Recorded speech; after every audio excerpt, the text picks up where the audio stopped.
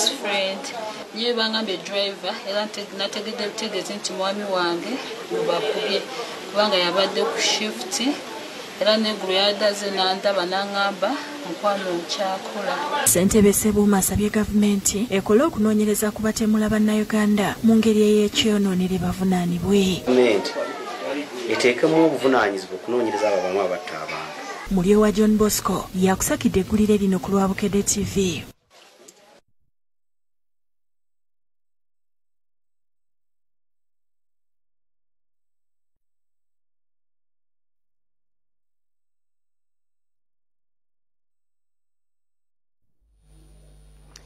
Tubasaasidde nnyo bannaffe ate mawulire amalala.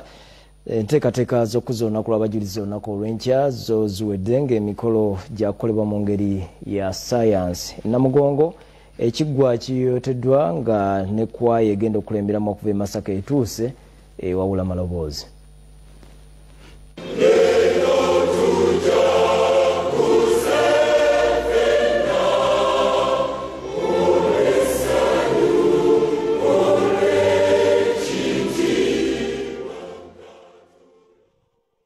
Abantu 2 bokka be bakkiriziddwa okwetaba mu kusaba okw'okujjukira abajjulizi ba Uganda olunaku olw'enkya ku kiggwa ky'abajulizi Namugongo. Wolutaali bw'olabira bino ng'emaze okutimbibwa era ng'ekifo kyonna kiyakayakana okugyayo amakulu g'olunaku.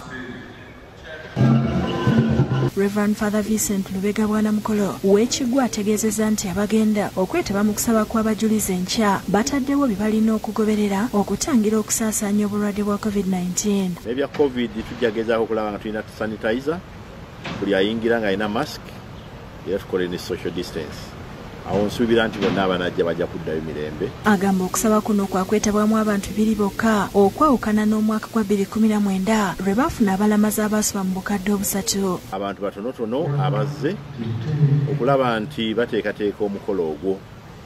Enkya omukolo guno ogenda kukulemberwa Bishop wa Diocese y'e Masaka, Bishop Severus Jumba. Essaza ly'e Masaka erigenda okulembera ebikujjuko bino lyatuuse dda ng'okusaba kwa kutandika ssaawa 3 ez'okumakya ku Kayanja. Kwaya y'e Masaka naye esiibye wawula maloboozi.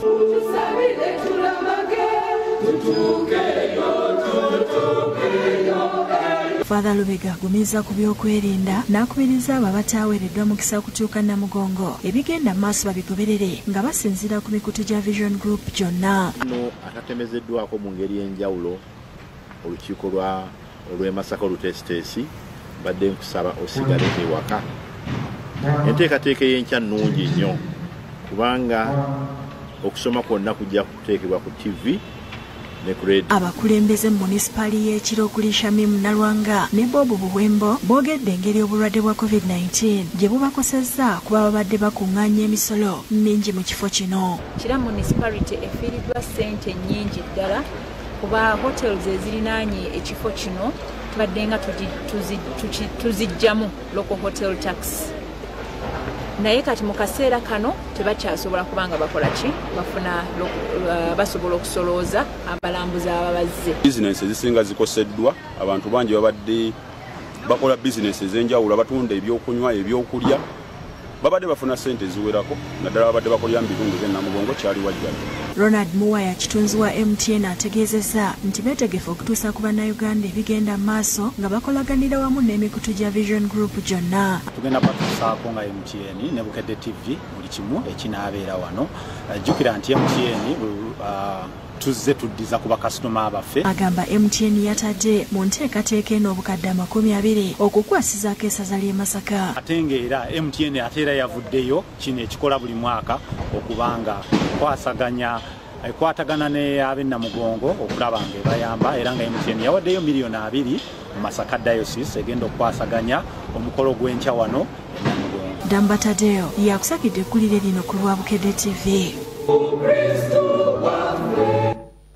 Kale era tujja kuba tugendako e Namugongo eyo tulabe ekiriyo ate tubatuuseeko n'ebadde mukungubagira Brenda ewa kitaawe Najjeera. Tugenda kuwumulamu naye tudda n'amalala tuvaawo. Nabino nga taliiko nfoofo. Ebyalo 8 bisatira ekyankwanzirwa ttaka basabye pulezidenti abayambe.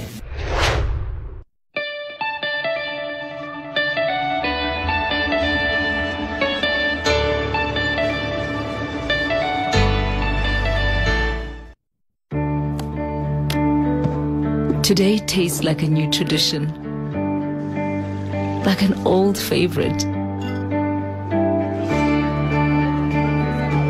Tastes like all hands on deck and all eyes on the prize. Today tastes like a piece of the action,